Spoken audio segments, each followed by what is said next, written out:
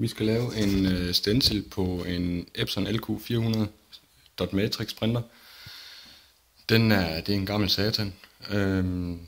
De fås fra alt mellem 50 kroner til 2.000 kroner, alt efter hvor godt man kan finde dem, eller hvor nemt man finder dem.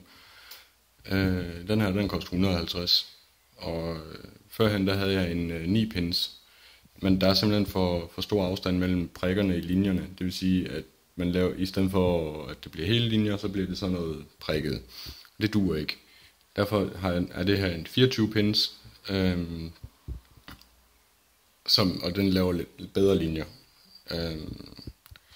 Men det man skal sørge for, når man laver sådan noget på lige præcis den her printer, det er at bruge original Spirit papir, eller noget af samme kvalitet. Køber man en Kina-kopi, så er papiret alt for tykt, og det duer ikke. Den kan ikke trykke ordentligt igennem det, og linjen bliver, eller stencilen, den bliver alt for utydelig. Så nu har vi vores papir her, som I kan se, har jeg pillet mellemlægspapiret ud, og så er det egentlig bare at vælge motivet på PC'en i Word eller et andet skriveprogram. Det her, det er Publisher. Det synes jeg, det er rarest at arbejde i. Det jeg gør, det er, at jeg lægger det i motivet i bunden, hvis det er, at det er et helt papir, jeg bruger.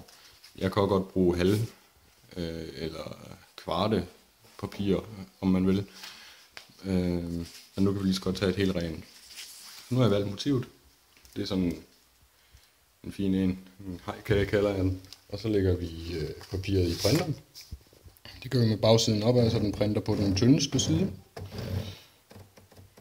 Og kører den op til start. Trykker der. Og så er det faktisk bare at vælge en udskrift. Det gør vi her. Filer. Udskrive. Epson, den er valgt. Og udskrive. Og så går den faktisk bare i gang. Og den larmer lidt, men den ved vel, hvad den laver.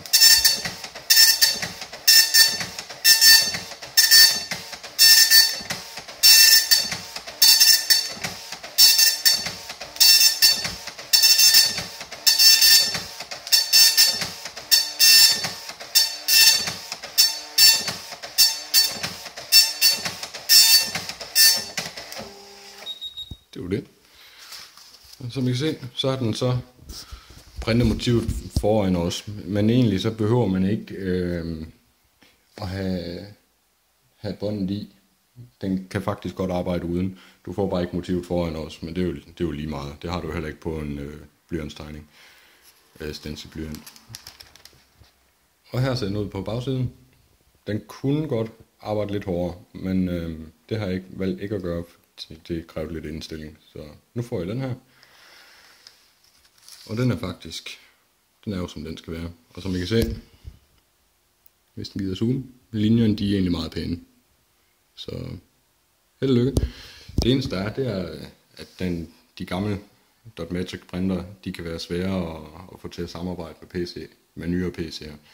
Men lidt kendskab til PC eller en god ven, der kan, så er I godt kørende. God fornøjelse.